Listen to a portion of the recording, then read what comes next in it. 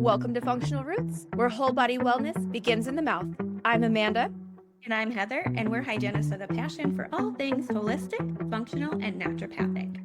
This isn't your average dental podcast. Around here, we dig deep, past the plaque, and into the powerful connections between oral health, the body, and the way we live. So whether you're a fellow dental professional, a wellness enthusiast, or just someone curious about taking a more natural approach to your health, you are in the right place. So grab your favorite herbal tea, settle in, and let's get to the root of it all. Awesome. I'm so excited about this conversation today. All right. Today, we are really excited to be hosting the conversation with Dr. Gregory Hyde, MD and PhD, and Elena Mar, naturopath and biofield practitioner. So Dr. Gregory Hyde, MD, PhD, and Elena Mar, naturopathic doctor, bring a uniquely integrative approach to healing, blending modern medicine, naturopathy, and energy-based therapies to discover the true root of chronic conditions. With over 25 years of experience, Dr. Hyde is an ENT surgeon and an integrative physician focused on immunology, hormone balance, and often overlooked connection between oral health, whole body wellness, and a realization shaped by his own personal health journey. Elena Mar is a naturopath and biofield practitioner who has long been intrigued by why teeth develop cavities or infections while others that are right beside them remain perfectly healthy. A question that led her to explore the deep meaning behind symptoms. Today, they've developed sonic alignment, kinesiology, to assess the body's response and identifying underlying stressors, particularly those connected to teeth and the oral system. This is going to be fun. Through their understanding of the body inherent design, they connect teeth to personality, minerals, organs, emotions, and revealing the monuments and milestones of our life. Their work bridges allopathic medicine with biophysical energy-based healing modalities, blended with Eastern and Western philosophies, modern innovations, and ancient wisdom to offer a more complete and connected approach to understanding health and restoring balance.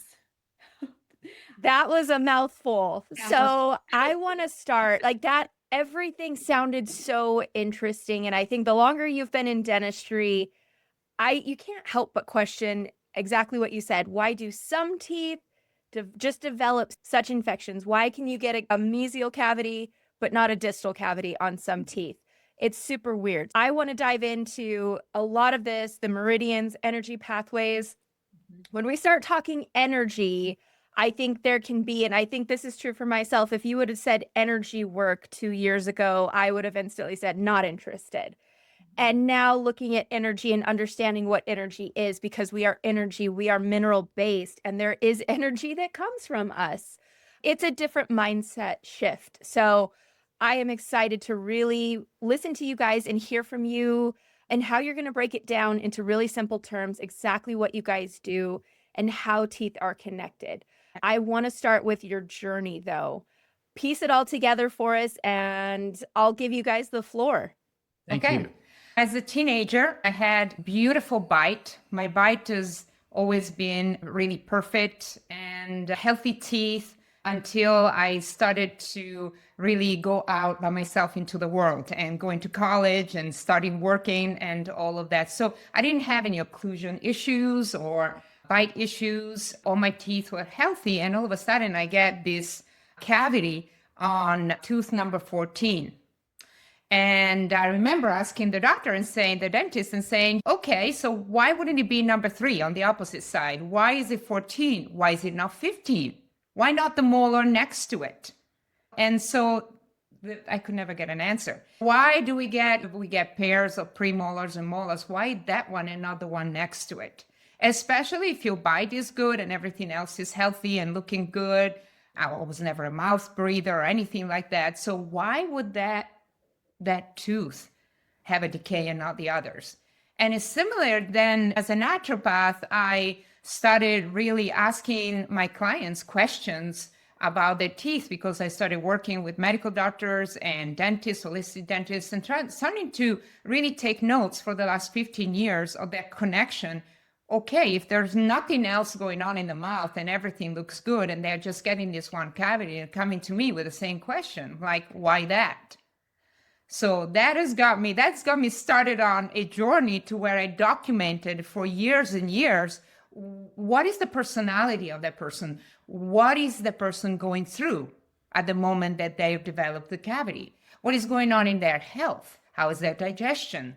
How is their nervous system? So started putting it all together. And then after years and years of research, and I finally getting like a good picture of how everything's connected. And for you?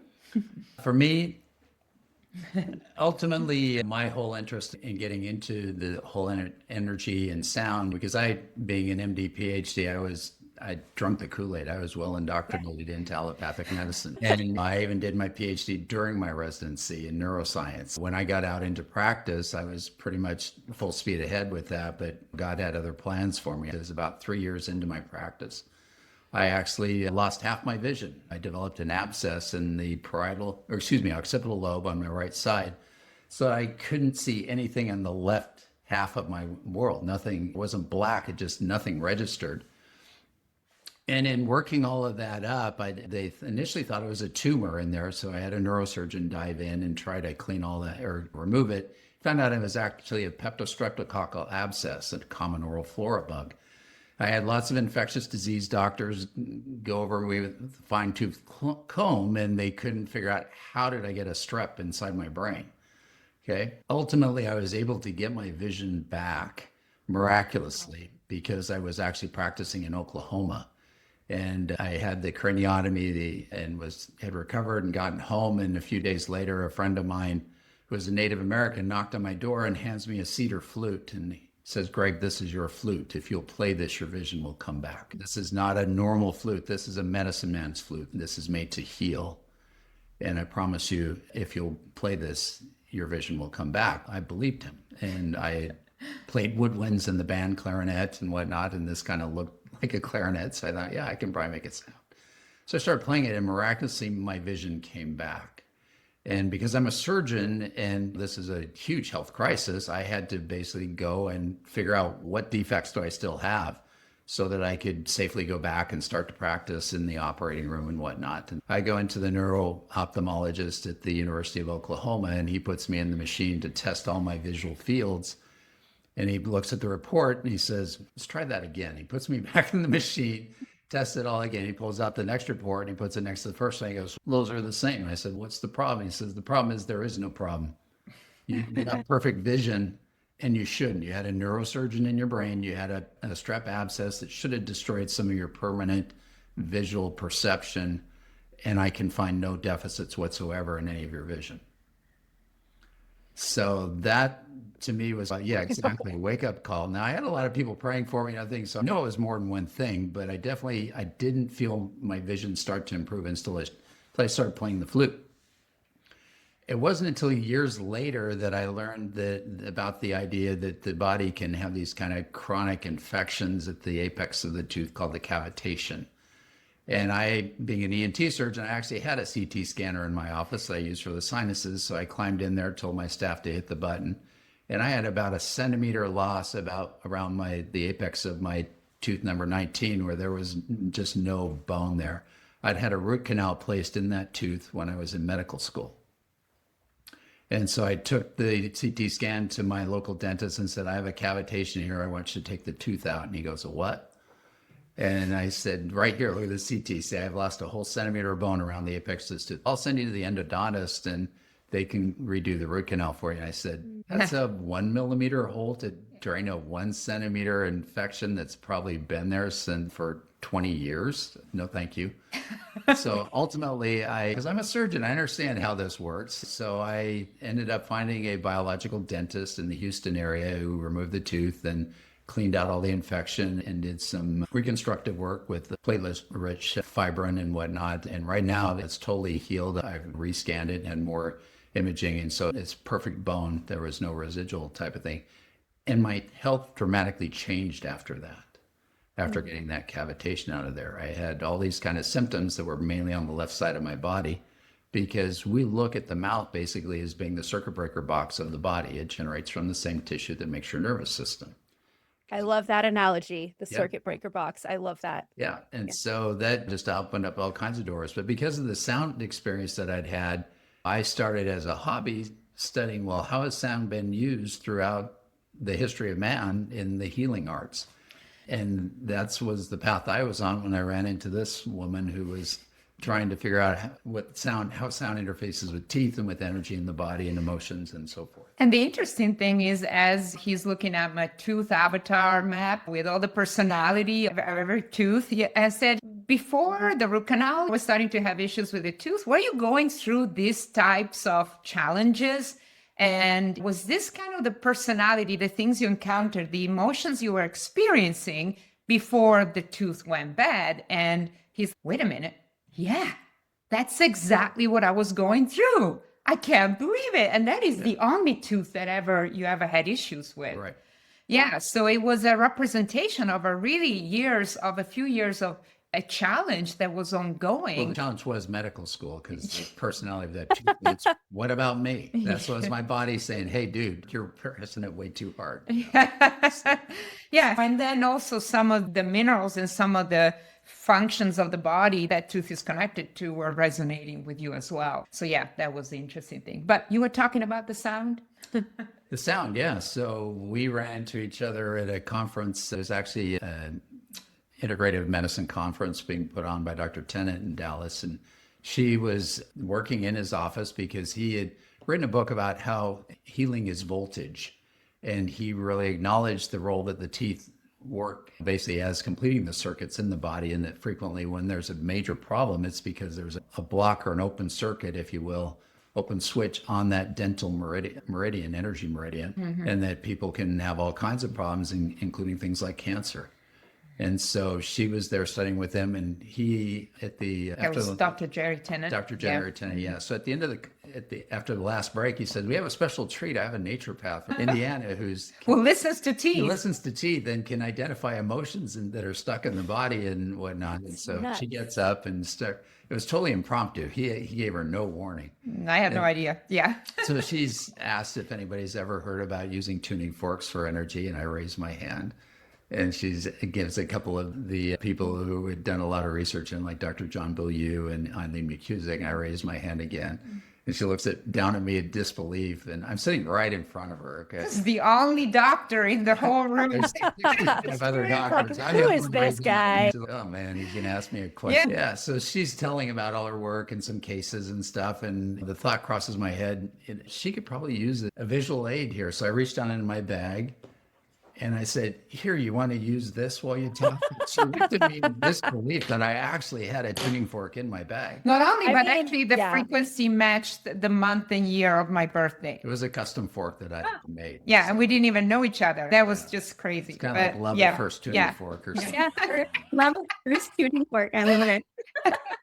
Yeah, but then as I was working with Dr. Greg at the time, it really gave me validation and an explanation of how the physics of sound can interface with the body, giving us information about what is going on in the area of the body that I am activating this kind of coherent sound, a tool of coherent sound.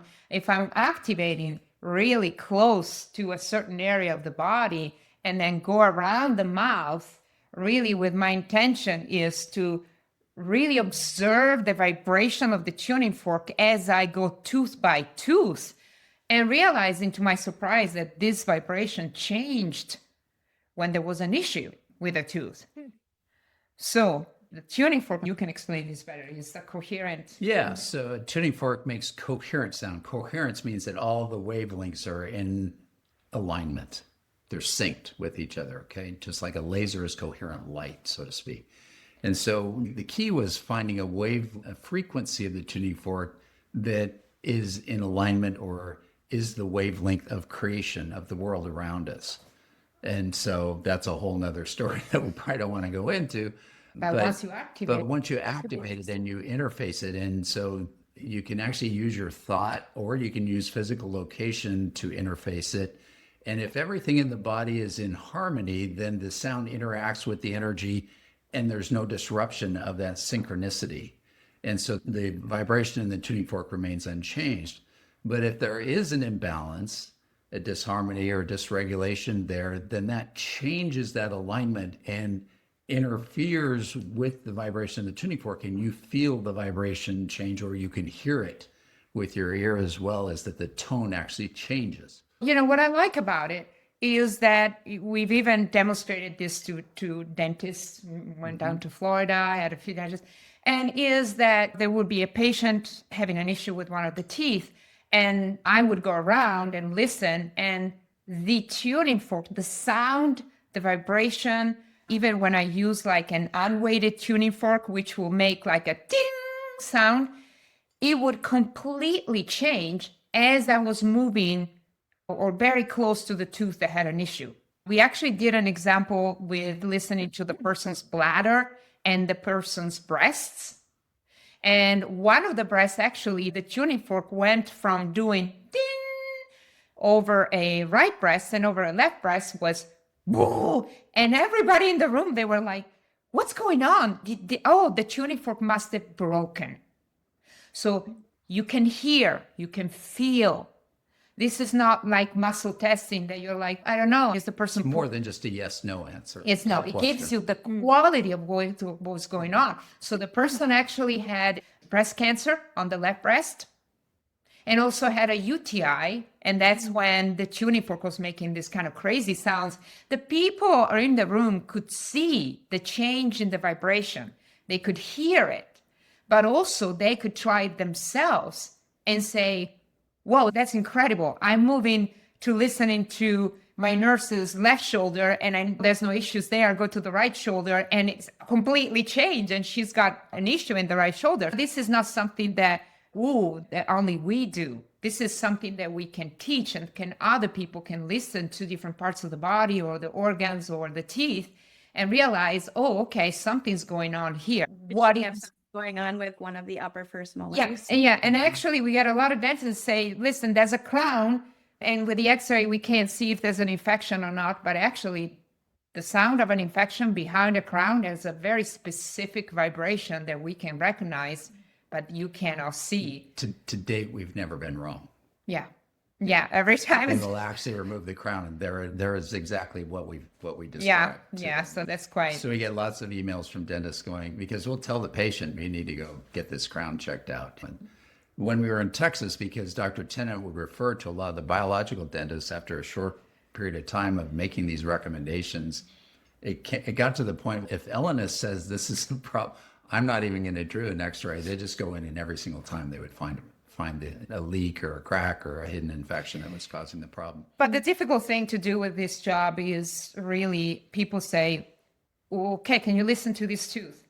What bacteria is in there? I can tell you the bacteria. I can tell you the mineral that's low in that tooth. I can tell you the emotion. I can tell you when the stress started. At what age? And what type of stress and what age. And I can say also if the quality of the bone, all of that. So that comes with years of experience, to where I now understand that every single change in the vibration, I know what that means now. It's like learning a new language. It's like learning a new language. So we when can I look at what we do as biolinguistics, because we're literally helping people understanding the messages that their body is trying to speak to them. it's listen to tooth number 3. It's like, why does it keep, like, why is the inositol vibrate? Why is the inositol? What's inositol doing there?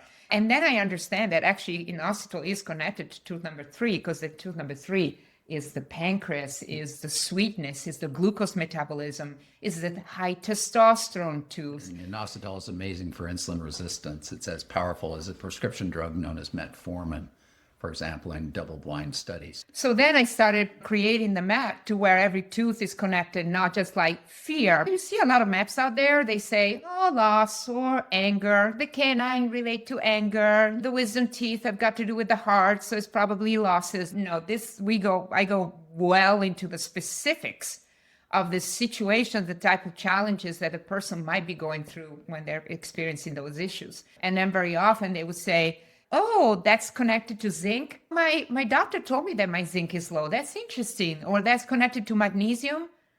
Oh, I didn't know that was, I'm taking magnesium, was like, so probably going to help my tooth as well. The dentists, or especially holistic dentists, what they want is say, Elena, you do whatever it is that you need to do to make my work successful. Give me a high rate of success. So if it's decided that person can have a zirconium implant, what else can you do in the body and emotionally, energetically, physiologically that actually supports that bone and that tooth once the implant Right. So put it'll in? heal, the body will accept it. There won't be still interference or problems there.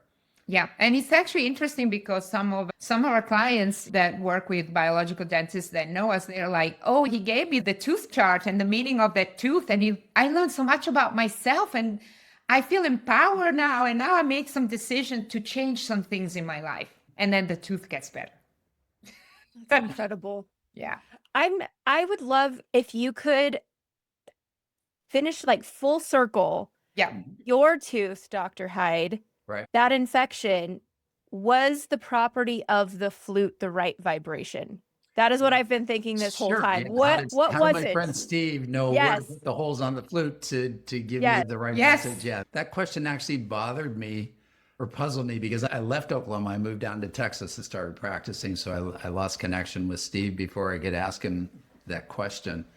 And it was actually about 15 years after my abscess and vision loss and everything. I was actually at a medical conference, and there was a nurse practitioner from El Paso, or not El Paso, Santa Fe, New Mexico, and his hobby was actually collecting Native American flutes. That Well, sounds I'm right. still- I'm from New Mexico, so I'm like, yep, that sounds There you legit. go. Yeah. A lot of times when I travel, I take my flute with me because playing it totally activates your parasympathetic nervous system. It's very calming and relaxing. And so I'm in a strange place or whatever. A lot of times I'll do that. And it helps create a sacred space for me as well when you're in a hotel room. And so I invite him up to my room, show him my flute, and he goes, wow, this isn't like a normal flute. And I told him the story I just shared with you. And he goes, well, that makes a lot of sense. I said, yes, tell me. He goes, this flute was made using the grandfather method. And I said, what? I've always wondered, how did Steve know where to put the holes? He goes, this flute was made according to somebody's body proportions. And all of a sudden, everything clicked. My wavelength is proportional to my body proportions. Okay. So I hold up my hand and I put the flute next to it. And the flute is the exact length from the tip of my finger to the end of my elbow. It's my wavelength. How did he know that? How did he know He probably came to my ICU bed when I was totally comatose after having brain surgery and measured my body. Yeah. Home and What a friend. Yeah, what a friend. Now, Thank there's you, a couple Steve. of different things that I want. Do you have to play the flute to get the benefit of the vibration? Can you listen? Because there's a lot of things out right now. Like frequency is something that I've talked to you, and I want to like just invite our audience to be really open-minded because I remember when I first started the Mhm. IOMT and we started having the bioenergy field conversation. I was like, this stuff is woo. And then the whole time Yes, we get that a lot.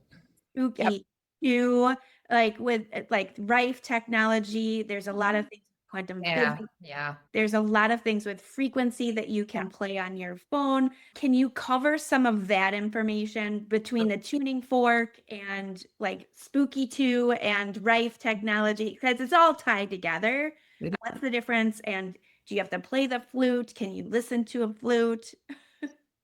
It's all related. And Yes. so what you have to understand is that everything has frequency. Yeah. Things that look solid Yep. are actually vibrating. Yeah. Okay. And so what is the frequency? Most of medicine, most of my training, and even in naturopathy, because they were using herbs and things like that, it's focused on the physical aspects of the things and the biochemical, which is part of the physical kind of responses of the body. And for the most part, the biophysics, which is the frequency, is ignored or poorly understood. Early in my career, I actually heard a talk by Jacques Bienveniste, who is a French researcher at the INSERM, which is basically the NIH of France in Paris. And what he had discovered is that he could take medicines and dilute them in solution, and he could put them onto a live heart. It's like a frog's heart type of thing. And they would react to the medications in a predictable way, depending on the medicine, be it adrenaline or something that slowed down the heart, like atropine or whatever kind of thing. And then he started diluting them down more and more, trying to look at the effect. And he found that at a certain point where you would predict that there was basically nothing left of the original drug in there because you diluted it so much, he could actually record electromagnetic frequencies in the solution. And then when he took those recordings and played them into triple distilled ultra pure water, and then put the water on the frog heart preparation, it had the same effect as the drug. Yeah. And so he tried to publish those results and nobody would publish them. He did thousands of experiments. He took recordings and sent them to colleagues all over the world and gave them a list of 9 or 10 different actions and had them predict each one from the recording. And they were 100% correct, choosing which drug was which recording. P-value off the scale. But Wild. yeah, the end result was his work never went recognized. He was thrown in literally into the parking lot. They moved him into a mobile home in the parking lot of the INSERM, tried to shut down his lab and whatever, and he died an early death because of all the stress. But I learned that early in my career. I heard it at a first energy medicine conference ever in Dallas, Texas, and it really caught my attention. And so I started thinking about the world differently after that point of maybe it isn't a lock and key mechanism like was taught in pharmacology. Maybe it is the frequency going into water. And water is, we're 98, 99% water by number of molecules, not by weight, but by number of molecules. And water being a bipole, it's electrical in nature and it has unique, actually strange properties. It has about 70 different things that water does that defies normal physics. And because it does that, we exist. And one of those is that it can actually hold frequencies in the water. There is a Dr. Emoto from Japan who demonstrated this, where he could take vials and he would write words or he'd play music or whatever, and then he would flash freeze it and look at the crystal structure in dark field microscopy. And he could show that just doing things like that would totally change the way the structure, the crystalline structure of the frozen water. Okay, if we're water and we're so sensitive to frequency, why not? So Funny, it just opened up a whole new way of looking at things. Right. there's water there's water jars. My husband bought some water. It's like called liquid death. They sell them at some of the concerts and stuff. And I was like, can you please not drink out of those containers? He was like, why? I was like, because water carries that energy in it. Something that says liquid death on it probably isn't healthy with what that water is getting imprinted. And he looked at me like I was absolutely crazy. So thank you Yes. for explaining It's true. why. It's real. It's true. It's real. Yeah, exactly. Yeah. Yeah, but yes. So understanding all of that we are all frequency, and there's basically different forms of energy. We are all aware of electromagnetic frequencies, which is light and electricity and what makes our cell phones work and all that kind of stuff. But there's another form of energy known as scalar energy. And that's more along the ideas of the qi in Chinese medicine or the prana in Ayurvedic medicine, or in Judeo-Christianism, we would call it the spirit. Okay, it's the life force that keeps us alive and that it emanates from God and it fills the universe. But it's not just energy, it's information also. Okay. And it doesn't propagate like electromagnetic frequencies, which propagate perpendicular to the line that it's moving in. It's like a sine wave, okay? It propagates like sound in that it's a compression expansion. It actually propagates in the direction that it's moving. Okay, and because of that, we can't pick it up or detect it with standard EMF-based instrumentation, but it's real. And the theoretical physicists confirm that. And so sound is actually a form of scalar energy. And so in my research of trying to understand how sound impacts health and healing and whatever, I started looking at creation stories and all the different religions and cultures and everything. They're all the same. They all share a single property, that a sound emitted and then creation happened, that energy became matter. And so if sound is the interface between energy and matter, then why not use sound to change the matter and realign it with the energy? So it may be woo, but it's basically physics is what we do. It's a lot. Yeah. It's reassuring to know we don't have everything figured out, right? Yeah. No, It's not even terrifying, but it's reassuring. We don't know Not it even all. close. The body emanates energy. There is an energy field that the National Institute of Health calls it the biofield, and it goes 5 or 6 feet out of the body. And when I activate sound within that energy field, I am really having a conversation with the energy that the body emanates. And the beauty of the tuning fork is that people can hear it, feel it, see it. And they can even, like, if let's say that you had an ear infection, they would do this and the tuning fork would start going like that. They don't, when people are skeptical, I'm like, okay, why don't you try it? And I love seeing people's faces when they try it, because it's not them, it's not you. They're observing what's coming out of out of all the information, the energy, the frequency, the environment that's coming from the ear. And they're like, wait a minute, I want to try it again and again. And then I see people going on the other ear, going on the other side and saying, it's not doing it now. Maybe I'm doing something different. Maybe I'm not striking it hard enough. So they strike it harder, but the tuning fork on the good ear is still smooth. So what I like about it is people can experience it and feel it with their hands. They can hear. And so it makes it more tangible versus, oh yeah, you're just muscle testing that the tooth it needs inositol. But that's muscle testing. No, this is really the information that's in that tooth that I'm interfacing with. So I like that kind of, I can hear it, feel it, touch it.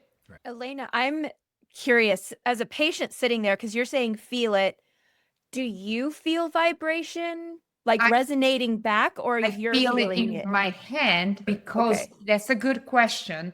It's because it's the tuning fork. If there's an infection, so the vibration of the tuning, first of all, you will see that I will barely be able to hold my tuning fork when there's an infection.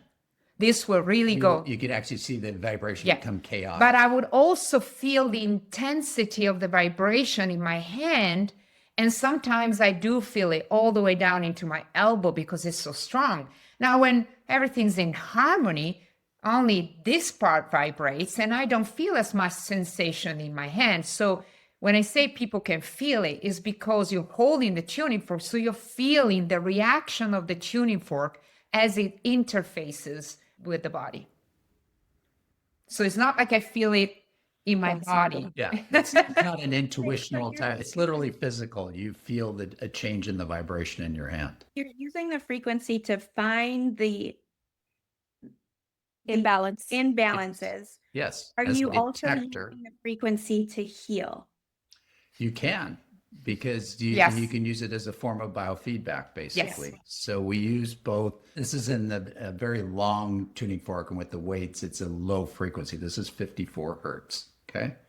And so we like to use this one as a detector because we can be sitting there talking to you and I say, I'm striking the tuning fork and you hear it maybe hit my hand, but you don't hear it vibrate. If we use something in the auditory higher in the frequency, it's like you can't ask questions as you're doing it. And every time you tap the tuning fork, we're asking the client's body another question and getting an answer.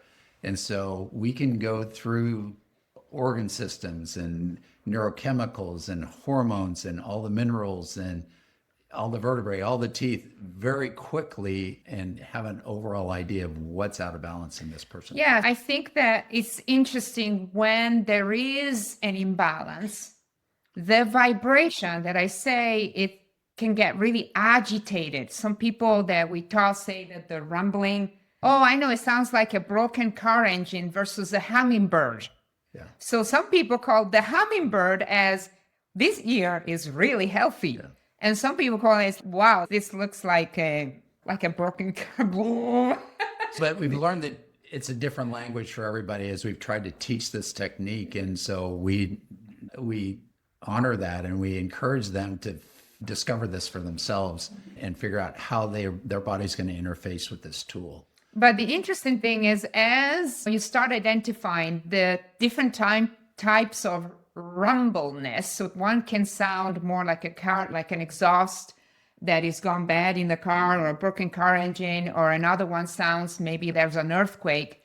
I realized all of this, that there's dozens and dozens of different types of vibration when something's out of tune, actually correspond to very specific bacteria, toxins, or even nutrient deficiencies. Or emotions. So I thought, why not? If I can listen to the body, why can't I get a vial?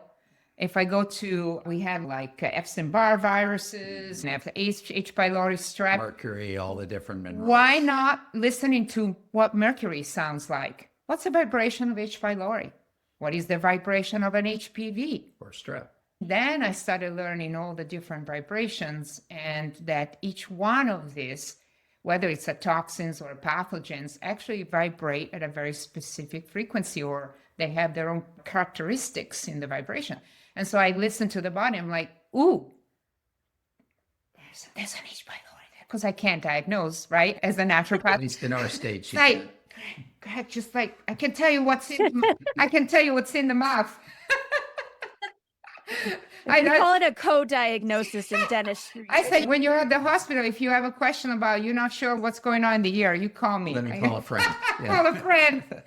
No, I just remember listening to somebody that was having a seizure, and I listened to the brain, and of course the vibration changed and it was very agitated. But once I learned that type of vibration is actually oxidized iron, then I figured out the seizures I just related and caused by an oxidative stress and an oxidized iron. Iron is not in a free or Elemental. but it's It's oxidized. lost electrons and gone into a charged state, and now it doesn't work the way it's supposed to. And it acts as a catalyst to more oxidation, which is another way of saying inflammation. So that's really how I learned from the body. What the body tells me, it holds truth. And it helps me understand what's causing this, what's in there. And sometimes my knowledge or my ego, oh, I'm a naturopath, I know everything about herbs. So you're having a sore throat? Yeah, this is, we're going to put some ginger, we're going to put some echinacea. And then I'm like, why does the person want garlic tea for a sore throat? This, I know the sound of garlic, and this would just say, oh, I'm vibrating with garlic. Why would it be? So I learned, because the body tells me what it needs. And then I put like my kind of reservoir or repertoire of remedies is increases. The catalog. And I find out, oh, this is a lot of sulfur. Is there something that you need to let go of, or something that has been brewing inside of you, as stress, some words, some things you haven't said to your colleagues or to your partner, to your kids, that you've been holding inside? And they're like, yeah, that's exactly what's going on. So then I know, because garlic is high in sulfur, which is a very kind of volcanic energy of things that have been rumbling inside, and that the person's kept in their heart, but feeling that it wasn't able to express it. Then that was the root cause and the emotional background information behind the reason of the sore throat. And so I learned from the teeth what it is that they need, because I explore those vibrations with curiosity instead of what's already been done in all the other charts and all the other. I'm like, you tell me what it is that you need. And I'm like, oh. So when you ask the body, it's like muscle testing, like you are asking the body. Yeah, but with muscle testing, you get a yes or a no. With this one, you activate once, and it gives you an array of information. Yeah. And how do you learn to read? Experience. Yeah, because I think that one of the things that we find when we teach people is, I can tell I have a baby or I have pets. They cannot express what's going on, but I can listen to my baby's belly and the ears, and I know immediately that it's not the belly. They're crying because there's an ear issue. So they can tell if something's out of harmony or in harmony. Right. Now, to really learn the full language, people need to practice daily. To dive a little deeper into that question, Heather, we look at this basically as a truth detector, if you will. So if something is true, it means that now it's in harmony with everything. Yeah. And so if you were evaluating a certain area and saying, is this a bacterial problem? You could say, is this a bacteria? Is it a cracked tooth? Is it a body rejecting the filling or the restoration? And you can go through a list of things. And when you get to the true answer, the tuning fork just hums. It's just, there's nothing suppressing it. Hummingbird, yes. It's a hummingbird. And okay, that feels right. And then so it's a bacteria. Let's see what kind of bacteria is. And then so you can go to list through all of the pathogenic bacteria. Dun, dun, dun, dun, dun. And when you get to the right one, hum. Okay. Yeah. So it's a diagnostic, but then it can also be a therapeutic, because then you can say, what does that bacteria need to get into normal relationship with the body again? And you can say an antibiotic. Does it need an herb? Does it need an essential oil? Is there a color? Is there a light, a laser frequency? Is there a right frequency? And you can go through all of those, and the body will tell you which one is most likely to give you the positive result. That's how we're able to steer people towards the right answers with their health. Yeah, this is the most easy, basic way of learning it. Then the full language comes with a lot of practice.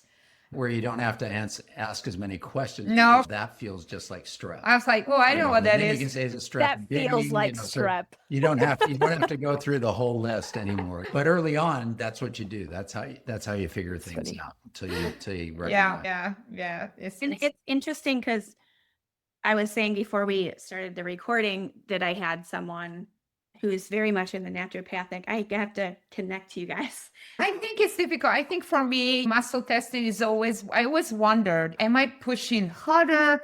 Am I influencing with my own knowledge? Sure. Is it my personal belief? But here I'm literally observing something outside of me that is reacting to the subject that I'm listening to. And then it's, whoa, what's going on? So I find it more objective. So thought is scalar energy. And scalar energy is not time or location dependent, okay? And that's why when we pray that it's immediately at God's ear kind of thing, because it isn't dependent on time. But they've actually, I heard at the same conference that I heard Jacques Van Venise, there was a theoretical physicist from Stanford who basically talked about experiments he had done proving that thought was energy and how you could use thought as an energy source to interact with different types of systems type of thing. Yeah, because people always say, how do you know you're listening to number 12 and not 13? How do you know that? I'm like, we're focusing with our mind.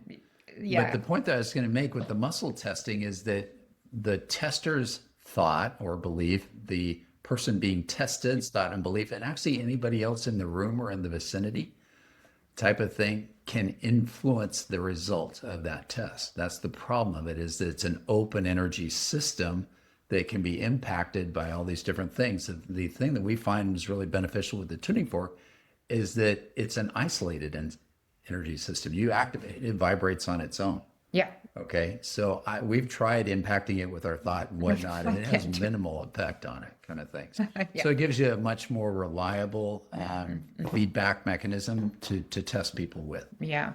This is just interesting conceptually. It's just, I'm going to say it's so far out there, but it's not woo. Like, it makes sense what you're saying, because even tangibly dentistry, right?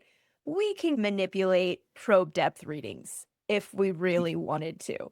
We're supposed to be standardized, but you can push harder. You can use a different size of probe, different material. Like, patient goes, there's things. So it's just, I don't know. It's hard to put into words just like how interesting this is when you're processing spoken vibrations and how it's different than the feedback vibrations of what you're getting and just how it interfaces. How does that fit in with aura?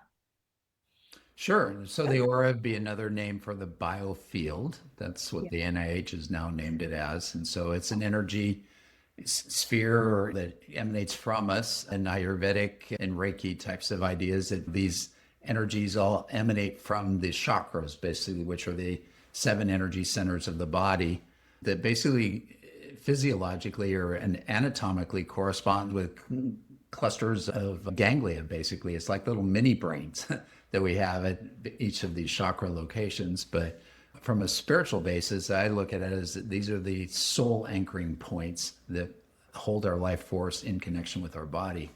And through our work and everything, it seems like these develop one per year. And so we aren't actually fully connected to our bodies until we've lived more than 7 years, until our 8th year of life, kind of thing. Yeah. But And then it takes 72 hours, 3 days for those to disconnect after we die.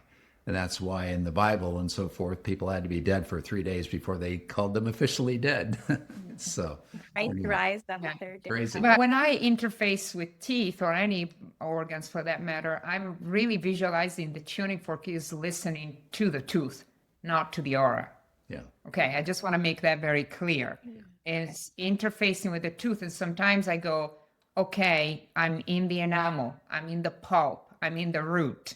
That's where it's like interfacing with a very specific part of the body. I'm not like, oh, let's listen to what's out here, really. And Reiki and things like that deal more with the collective overall energy of the person in the body. Right. And the chakras are maybe less specific. And that's great. It all has its place. But this is like a summation, if you will, of all the other energies that are down to a molecular level. How the Rife like technology works too. Like he talks about how everything has its own frequency. Right. So you're But what Royal Rife was doing was he was actually finding the frequency that were disruptors. Yes. That were basically the noise canceling, if you will, that were the anti-frequencies. okay. And basically like shattering a glass with your voice type of thing, to where he would find a frequency that would lyse the bacteria under the microscope when he applied it. Okay. So he was using it as an antidote or a way of destruction.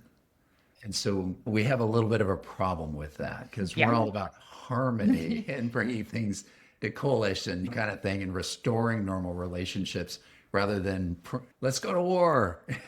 And so go into that a little bit because Yeah. I'm familiar with the right, like what you said, you find a parasite, you can use this frequency to treat so when you're finding the disruptors through your tuning fork, then you're working on balancing. What's that process look like? How are you treating what? Yeah, first of all, the first time I realized that actually certain bacteria almost have a vibration that is in harmony with a certain mineral. So it's almost like you've got two voices in a tune, and one is high and one is low. It creates what? A harmony. A harmony. Or- Then I was like, oh, I wonder why the strap is loving and creating this humming, beautiful humming sound together with oxidized iron, which I know what oxidized iron sounds like.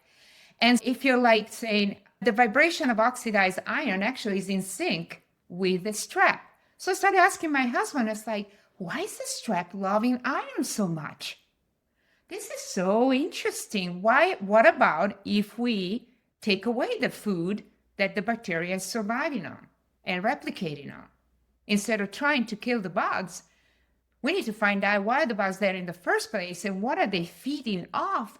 Because really they are feeding off oxidized something, which actually in general is inflammation, oxidative stress, because our own antioxidants level is low. So if you have a bacteria, which antioxidants is helping the body bring it back in harmony, then the bacteria is going to go away. It's not about killing the bugs. And can you explain the petri dish? It's like We strep. already did. We talked a lot that's about right. that, about Yeah. how you The have to strep, put them Amanda- some blood auger in order to get them to grow in the lab. Strep doesn't survive. No, it has Otherwise, to have an iron source. And most of your pathogens do. But many of them require other metals like copper and manganese and magnesium and so forth too. and some love even like things that are not good for us. They love mercury and aluminum, and they feed off of that to try and again for the same reason. Yeah. To protect us. Yeah, Candida actually thrives on mercury. Yeah. But it protects the host in that it can hold, it's been reported hundreds of times its own weight in mercury kind of thing. And people will say, I need to kill this yeast thing that I've got. I've got thrush in the mouth and it just keeps coming back. And you do that and then you re-release all that mercury, which is a metabolic toxin to the body. So we look at infection not so much as bacteria trying to destroy us, but nature trying to solve a problem. Yeah. So it's a very different outlook or different perspective, whole paradigm shift type of thing. And so we're like, what problem is it trying to solve, and how can we help solve that problem more quickly? And then the organism no longer has a reason to play a role. It And kind of explains a little bit of the herxing situation with individuals when they exactly, are, yes. because the liver has to detox all of the things that are getting released, and it Yep. can't process that, and then people. Yeah, if you're, a lot of people just taking certain over-the-counter or even prescription medications to try to help their liver because they've been told there's a virus there or a parasite. The virus and the parasite in the liver is actually feeding off of oxidized, mostly in the iron. What I always hear is two things: oxidized iron, oxidized copper in the liver, these two. And so I know which parasites and which viruses feed off of them. And I hear them also in the liver. So when the people are just using certain things to kill the parasites or the virus, then you've got all of this oxidative stress and you're not taking care of that, then we really have a problem. So by what we try to do, instead of taking care of the oxidative stress, the oxidized iron, the oxidized copper in the liver, then the virus is gone. How do you take care of that? Yes, thank you. All the questions, like, different for each well, person. So we I don't, say- we don't have any set protocols. That's the amazing thing about using the tube work, is it's individualized because everybody is different. Everybody has a different story, has a different operating system, which was actually the operating system of our ancestors. That's what the 93% of our DNA encodes. It's called junk DNA because it doesn't encode the proteins of our body. Yeah, so I think in general, healthy fats quench inflammation. So the healthy fats are great. Sulfur is really a good for anti-inflammatory environment. That's, people don't think of it as a... It's what makes the antioxidant systems in our body, like glutathione, work, because it's a sulfur-containing molecule. So sulfur, we're talking garlic, onions. Yes. Cruciferous vegetables. Yes. Yeah. Sulforaphane, that kind of stuff. Exactly. So you've got the most obvious ones with the fats and the sulfur. And what else is there? Like the silica. Not many people talk about silica. It's if you've got a cast iron pan and you leave it out and it oxidizes, what did Le Creuset do to protect it? They put ceramics on it. What is ceramic? It's glass. What is glass? Silica. Silica. So, I did not know that. But silica, if you look at the enamel, it is silica. It's protecting the teeth from oxidative stress. Is the silica. But it's also in your skin and your nails and your hair and everything. It also lines your digestive system. So silica is a very strong protectant. And it is in nature too. It's what allows evergreen trees to be evergreen. It's because their needles, which are usually long and thin, and you'd think those would freeze easily or dehydrate easily and be just so fragile as far as the weather, and yet they are not, and because they are super high in silica. Okay? What dietary sources is silica found in? Anything long and skinny, just like the needles of the tree. So that's the cool thing, is that frequency controls shape. And so once you learn these patterns, you can recognize that certain shapes of things, it's going to be higher in that element. So asparagus. So one of the things actually in nature, that's a very good question, that is really high in silica is actually the corn. What's protecting the corn kernel from oxidizing? That's not psyllium husk? No. If you look, Well, the husk of the corn has silica in it. That is silica, but The also corn silk that's the threads on there is almost pure silica, but actually on the kernel itself, it becomes a little hard, crunchy part when you make popcorn. The hull. that's pure silica. And That's actually, high in silica. what do they look like? Teeth. Yeah, the kernels of the corn. Anyway. Ironic, because that's like the biggest cause of irritation in tissue when that stinking popcorn hole gets stuck in there. So that is ironic. We actually suggest corn silk extract, or depending on if the oxidative stress is in the mouth, and might be the corn silk or corn silk extract, or even like an herbal supplement that you can have it as a capsule. That are very But if it's in the gut, it will be more the type of silica that is in nature protecting plants from environmental factors, which is aloe vera. So that will be the silica that's good for the gut. Cactus has needles. That's why. Because it's high in silica. That's how it keeps from dehydrating in the desert. So silica is really another one that's very much overlooked, both for the mouth and sometimes diatomaceous earth. That's another form of silica. I use it in my toothpaste. Always add the diatomaceous earth. And then I use corn silk. That's another good one. But then, Glad you can't floss your teeth with that. I can't brush my teeth with that. Probably not quite strong enough, but What if you braided it? you probably could. Maybe. But there's But others. preserving it would be the problem. When I'm listening to teeth and the body, and is there any other types of antioxidant that's good for us? And actually, that I think dentists always say, don't take that because it's acidic. It's lemon juice. We don't listen to dentists. Just kidding. Just kidding. Okay. We do. But actually, lemon juice is very alkaline. And you think about this: if you've got Alkalinizing. if you have a strep bacteria and it's feeding off of oxidized iron, and you have oxidized iron in your liver, and sometimes it's in the kidneys, causing issues there with UTIs and all sorts of things. I was listening with tuning forks, and I'm like, "Ooh, I like this vibration. That reminds me of lemon. It's like lemon. It's like, why would lemon be an antioxidant?" And then I was thinking, if I have a piece of iron and it's so rusted, and I rub the lemon, squeeze the lemon on it and rub it, cut a lemon in half and do it, it takes care of the oxidation. But it's interesting because most acids are oxidizers, but it's basically citric acid becomes citrate, which is a great chelator. So it can actually control our relationship with minerals. For example, when you donate a unit of blood at the blood bank, there's a little bit of clear fluid that's in there that acts as an anticoagulant. That's actually citrate that binds the calcium in the blood, which is necessary to clot the blood. So binding up all the calcium, now the blood will not clot, but we can use citrate as fuel. It goes right into our Krebs cycle anyway. Yeah. So yeah, the silica, the sulfur, the healthy fats, and citric fruits like the lemon or lime juice. So and it depends on where is the inflammation localized, or is it overall the whole body? And also it also depends, the remedy depends on the type of stress that is behind the inflammation. A loss, insecurity in a work environment. Is it because we find that we're frustrated and stuck and disempowered, or we are in an abusive relationship? Actually, each one of these call for a different type of remedy, whether it's a silica, the person that's being abused or that's been taken advantage of in life will definitely need more silica than most people do, because it is the shaft, the protective layer against all of the storms of life. And I can tell you this, most of people need silica because we all, especially with COVID and everything, is, whoa, what's going on here? So our defenses go down and then viruses and bacteria go up.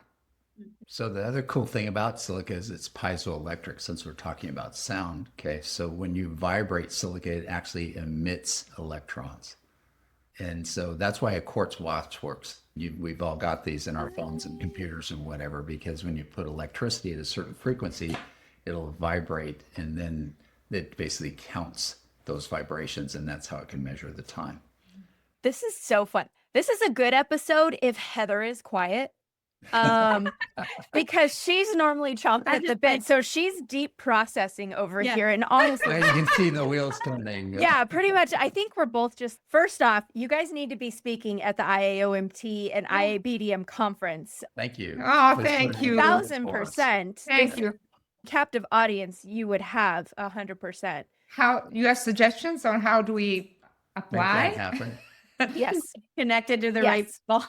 Yes, we will. Yeah. We will. I think that if this information, because I love our tooth avatar. I'm dying to look at that. If I tell you, I've had situations where just clients and just patients of dentists are saying, you have no idea how understanding the personality has helped me, just seeing that there's some things in my life that I can shift a little bit or that I can become aware of. So that if only that piece of information, because we do courses and everything, but it's only the piece of information on the avatar map can help a client and a dentist in their work, in their collaboration together, trying to save a tooth or whatever that is, I'm happy.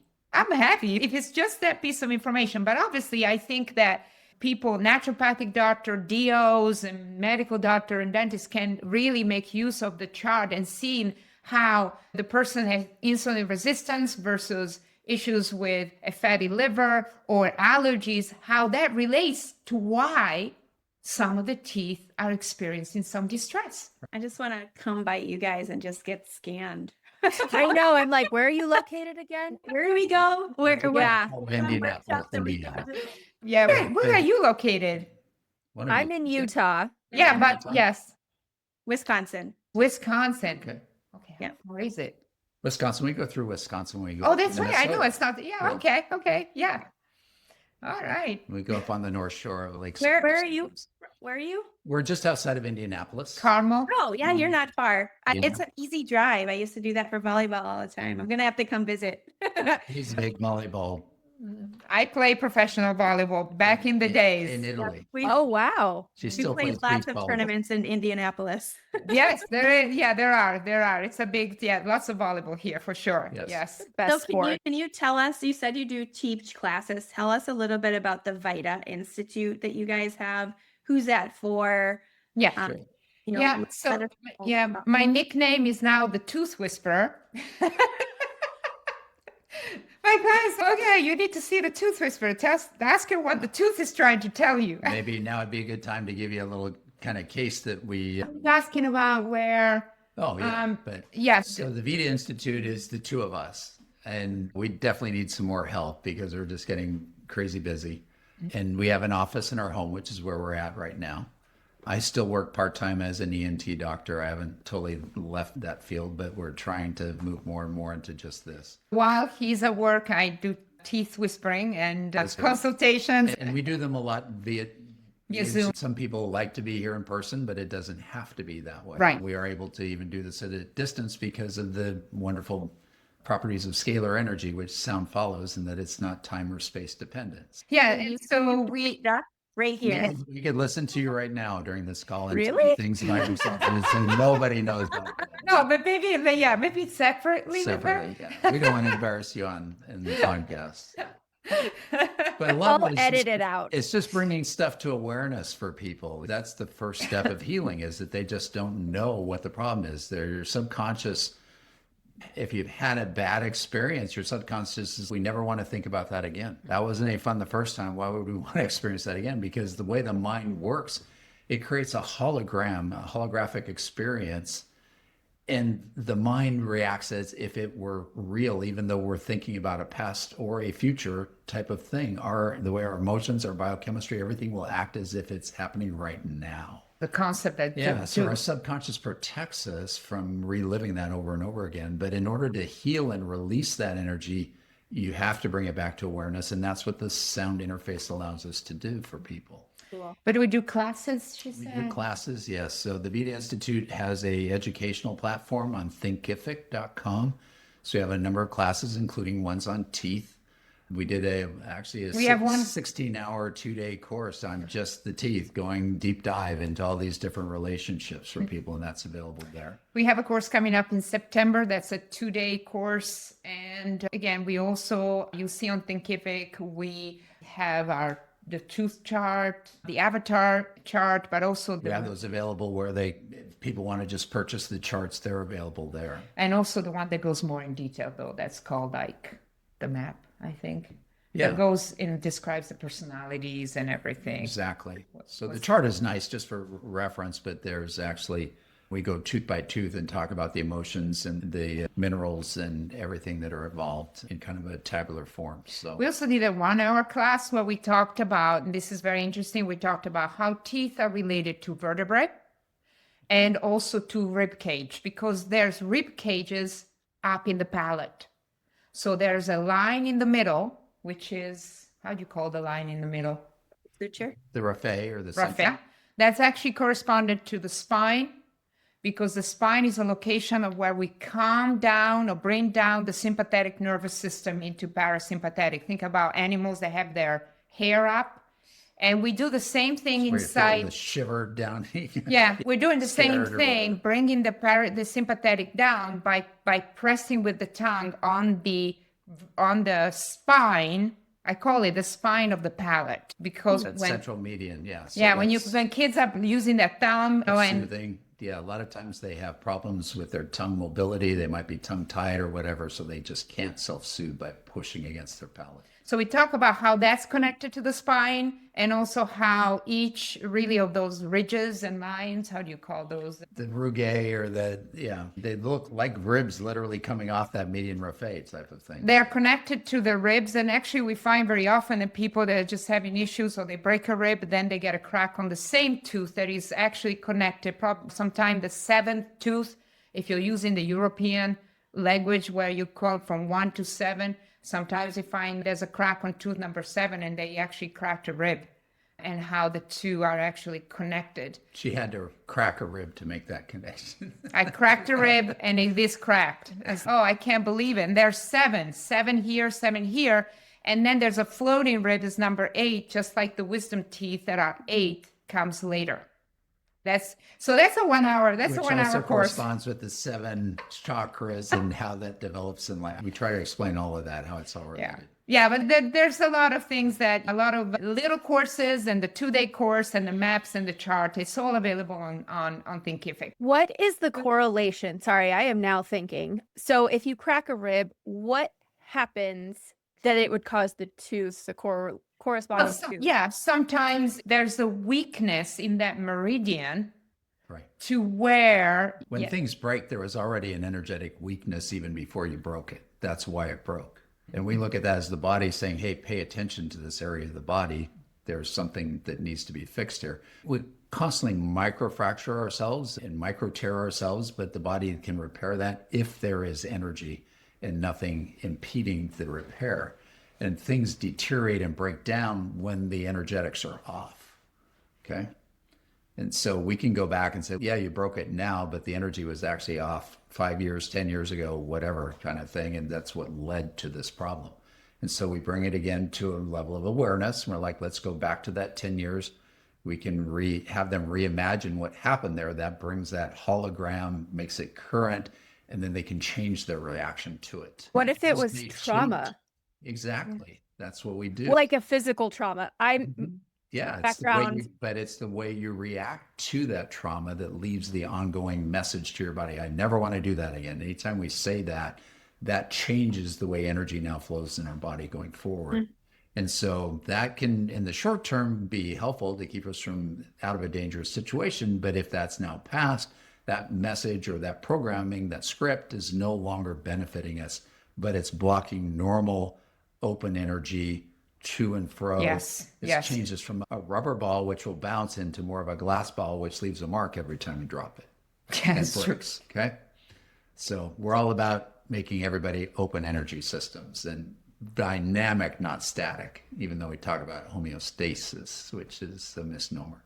That is interesting. I feel like we didn't even ask 2 questions, to be perfectly honest, this was a phenomenal conversation.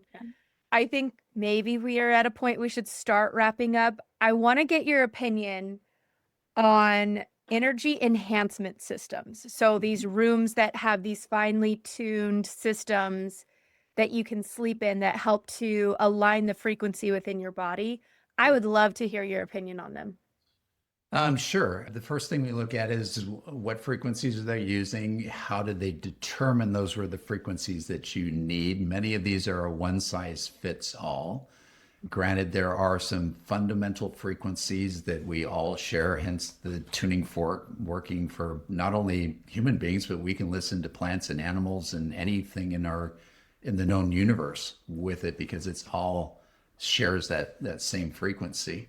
So we look for things like that. We can actually imagine you being in that room exposed to that thing, and we can tell you what your body's reaction to it would be, even before you actually went into the room. Just imagining that it's there. That's how frequency works. Okay? Because the information's already there in the universe and you have access to it. You just don't know it. But nuts. She's asking It's about nuts, it. I know. Yeah. It works. It works. But that's what we do when we find remedies. We ask the body, do you want this? And the body will react as if we already gave it to him, and the whole problem will resolve. The discordance in the sound will resolve. And if it's really needed, then you feel all these higher harmonics. It's like the roof came off the room. We call it the angel tones, where the body says, yes, please give me that. So these things that people are using to Yeah. enhance, what do you think? I mean, are you talking Well, about? Are you talking about red light There's therapy electromagnetic things where it emits certain things. We use, so geometry is based on frequency. And we try to explain that certain things that are like similarly shaped, they share certain properties. We've studied a science called biogeometry, which if you want your mind further blown, you need to look into that. It's the work of Dr. Ibrahim Karim. He's a double doctored, he's actually an architect, but his dad was an Egyptologist, so he grew up studying sacred geometries and the runes. The triangle things that people are doing now with the geodes and That's all part of it. But see, the universe is a fractal geometry. It's repeating shapes over and over again. It's not Euclidean. They teach us the wrong geometry in schools. If you look in nature, you don't see anything in nature that's perfectly square or rectangular or even a perfect circle. But fractile, where it's the same type of shape or structure over and over again. So a hurricane looks like a galaxy, for example. But we use biogeometry to attract life force in increasing amounts into our environment to overcome any negative influences that may be there. So rather than blocking or putting up resistance, which again creates you more of a closed energy type of thing, we have things like this around our house that is a biogeometry cube that has little markings on it that actually attract that scalar life force, attract the chi, the prana, the spirit, if you will, and overwhelm any kind of negative influences from Wi-Fi and cell phones and EMF coming off of lights and all that kind of stuff. Okay. is But that it's similar? like, Amanda, I was like, I have a question for Amanda. It's like, you're asking, like, what exactly were the types of machines or tools that you're talking about, that people use as frequencies? I have a friend that has a wellness center, and it's just this big room, and in each four corners of the room are these pillars of, it looks like concert lights almost, but it emits a frequency. I could not tell you what it is. She just calls it the energy enhancement system, and they do have to be fine-tuned. They actually moved locations, and she had to have a company come and like fine-tune them.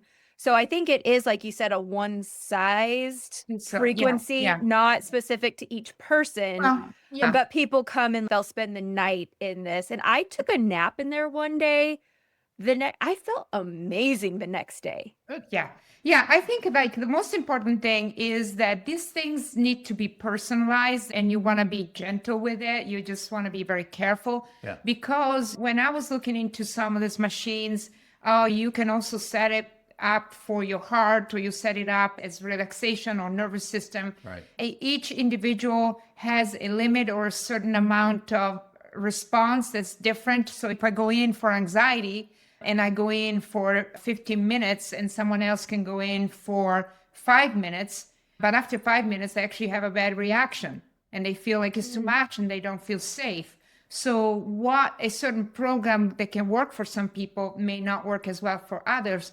So I would say repeating it too much or too often, or going over a certain amount of time, that can be dangerous. But if it's done with caution and is with balance and not overdoing it, and I think that they can be very helpful. Yeah. Would you agree? Interesting. Yeah. So most biological systems, it's not a linear relationship. More is not always better.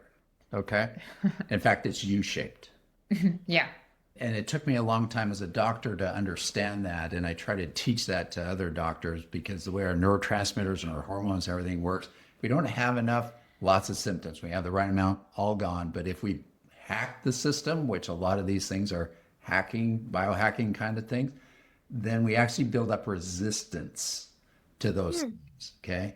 And you have symptoms of both not enough and too much at the same time. And that can happen with energetic types of things as well, where you're confining the body to only vibrate a certain way. Okay. And that's again going from the rubber ball, can absorb and reflect and not Yes, show a yeah. mark, more to that constrained system of the glass ball to where it's easier to break, easier for you to have problems. Okay. At the time that I developed my brain tumor or my brain abscess, I was wearing a device that called the Q-Link, which basically had about a mile of gold wire that measured my own energy coming off my body, put it through some microchips, and then rebroadcasted it back to me. It was supposed to be like an EMF protector type of thing. And initially I wore it and it felt great or whatever. 2 weeks before my abscess showed up, I was visiting with my friend Steve, the Native American, and it was under my shirt. He says, "What have you got under your shirt?" And I said, "It's my Q-Link." He says, "You need to take that off. It's really messing with you." And I think of that because there's a lot of people selling those copper.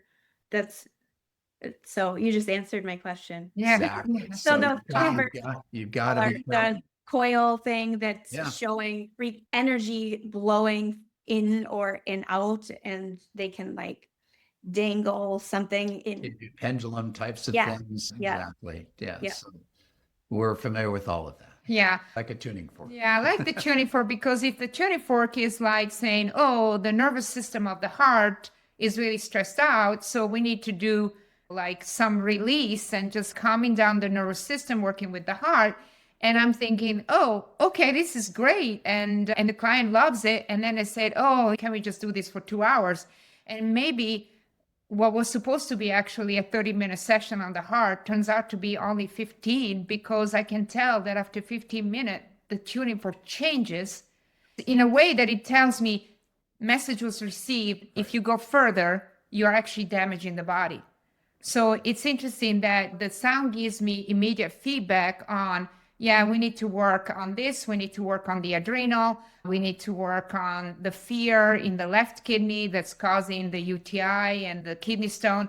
And then it's, oh, I can only touch on this for 5 minutes. And then the person either is only ready to let go of so much or work on it so much at a time, but they can go into a room that has frequency for kidney stones and say, yeah, this is great, and do it for 20 minutes and then come out sick. So that's the difference, is how much do you do, and everybody's different. So moderation, right? If you balance and harmony. I feel like that's the concept, Yes. Pete, in every alternative space. Right. It's too much of that good thing can Right. still cause problems. And just because there's an absence of disease doesn't mean there's health. And so creating that balance is truly Exactly. It's difficult because you said it. We like to do too much of a good thing sometimes. And I know I'm guilty of that. Of if one is good, two's better. And for that matter, three. Not always. Exactly. Not always. Okay. Awesome. So where feel can we like- find you? Yeah, I feel like this is the part where we've got to stop, or otherwise we'll be here for So the rest of the our day. website is vita.science. That is the home of the Vita Institute. Not .com, .science. Yeah. Okay. VITA.science. Yeah. And so you can find more information about us. We have links about our courses, or links directly to our Thinkific educational site. Some people seek out our help in consultations, and so there's information on how to reach us there as well. Email So is the best way. Yeah. email's the best way. We've been doing some podcasts and it's overwhelmed our schedule. So yeah, please. Yeah. Thank you. Yeah. That's what we do as we eat dinner now, is we answer emails. So we need some help. Yeah. Need a full-time person kind of screening things and whatever. But when people reach out to us, we can actually pick up a tuning fork and we can ask their body, God, whatever, do we have the skill set? Do we have the knowledge to be able to help that person? And we can Right. tell them right off the bat, rather than wasting time and money. Yeah, exactly. And effort trying to fix something that we don't have any business. Well, this is how we having pick skill our set. insurance. Do I choose this insurance or that insurance? We do pretty much everything. We picked our cat with a tuning fork. We were there with the rescues, and If you can we look cleared out inside a the lot of animal. trauma out of all these kitties. Wow, that one's really, Let's do a I little want to bit. schedule an appointment just to. Yes. I get no, and I'm gonna bring get my people dog. like sending me pictures of dogs and 10, 20 pictures of dogs. Which one do I pick? 'Cause We even screen resumes for multi-million-dollar companies type of thing that are looking to for. that's my favorite job. It's actually pretty fun. So we just imagine the energy of the individual with the corporation, which literally means body, okay, with the corporation. And we look how the energy at all the different levels line up between the two. And we can say we have a strong match here and here, but there's some conflict here. This is what it might mean as far as their ability to communicate, or they can be self-starter or whatever. And we give them that information before they ever interview the person. And every time we've done that, they come back and said, you were absolutely spot on. That was not you couldn't tell that from the resume, but it gives them some insight when they're trying to make an important As long decision. as it is done, the information that comes back, it's always It has to be done in integrity. empowered in both sides, because generally comes back as this person's a fast learner. This person does well in marketing. This person's communication, and it always come back spot on. But it's not about they're not smart enough. We're not discriminating. We're trying to figure out who's going to be the happiest. It's the relationship. What's going to make both sides the happiest, be the most resonant and be the most beneficial to both sides. And that's an integrity. That's not discrimination. Okay. And I was self-employed in my own private practice forever. And that was the attitude I had with my employees. I said, you're welcome to come here and find some happiness. And if anytime you're not happy, I invite you to find happiness elsewhere. So I never fired anybody. I just invited them to find happiness elsewhere. Hold on, I'm writing that down. I'm inviting you. I've written 3 sticky notes worth of quotes from you, Dr. Hyde. And Yes. I do want to ask a question, though, about this resume thing, because okay, we will wrap up. Yeah. But I think so many people are using AI for information. Yes. How does AI play into the frequency and the energy? The AI is trying to decipher the truth out of all of the sources is the way I look at it. So it's looking at everything it can find on the internet or whatever its reference base is, and it's looking for things that agree with each other. And then it builds a summary of things that multiple sources seem to agree upon. Yeah. Okay. That's essentially what we're doing with the tuning fork. So Does that make sense? Yeah. Okay. Yeah. But it's more human. I think it's like we have. Yeah. Yeah. Yeah. So it's limited by the information source. And I don't fully trust that all information is And whether the available information to is everybody. It's true the or not. Yes. forces, if you will, that don't want us to know everything or Yes. have access to everything. So anyway. Yep. All right. I feel like we clearly need a part 2 where we talk dentistry, but I'm up for part 2. This has been so interesting and mind-opening, and I truly hope our audience that's listening was intrigued. But you've already told us how we can find you. Do you guys have any speaking engagements? Because I'm sure you will in the future if Heather and I have anything to say about it. Yes. So in terms of Like conferences that we're been invited to or whatever. Yeah. I don't know that we actually have an outside conference. No, We've got I some think courses that I we're think teaching in the near no, the future. only one would be like in actually there's a Sovereign Health Summit at the end of October, and then the first week of November is the Healing for the Ages. I need to have you in at the Saliva Sleuth for a webinar. Saliva sleuths. I'm So noticing I've a done pattern, saliva Heather. testing most of my career, but I use it to do hormone testing and Yeah. balance So- my patients. But anyway, I'm interested in what else you are deciphering. Yeah, I have a Saliva Sleuth community, and Amanda just did a webinar for me last night. I have to edit and get it posted, but yeah, I would love to. I'll reach out. We would love to do the Sovereign Health Summit and Healing for the Ages, just health in general. But yeah, we'd love to participate in something that's just more specific on teeth. And please, even if you know anyone that would love to I would love, this is my dream, to have dentists have this on their wall. The little tooth, the avatar, where people can be curious and see, oh, there's a firefighter. That's me. That's what I do. I put up the fire in every situation. Yeah. I can't wait to see that little chart. So that's amazing. But no, when it's about teeth, we can go more towards the emotional personality, but also we can go into the chemistry and the physical. So depending Let's do it. depending on the audience, it could be more about what each tooth, the nutrients, the mineral, the amino acids, also the pathogens that can be related more to that tooth. So we can go more in that, keep it more. So realize that every tooth is shaped differently, and that's a function of frequency. Yep. And location also is a function of frequency. So we aren't born with our teeth. It's the only part of our body that develops after we come onto this.